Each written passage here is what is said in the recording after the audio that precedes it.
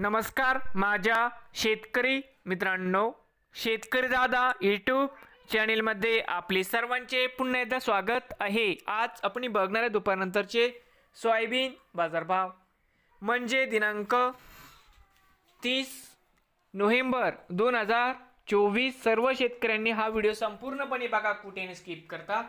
Soybean दरामध्ये होत आहे चांगली वाढ।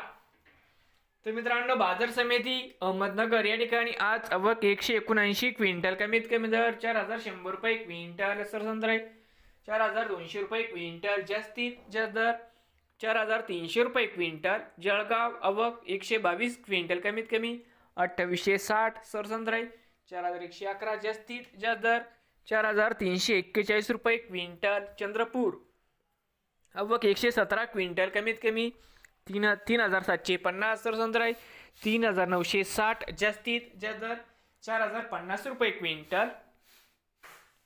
कारंजा आवक 3500 क्विंटल, कमीत कमी 3850, सरसंत्रा 4050, जास्तीत जास्त दर 4285 रुपये क्विंटल। तुळजापूर आवक 480 क्विंटल, कमीत कमी 4275, सरसंत्रा 4275 रुपये क्विंटल।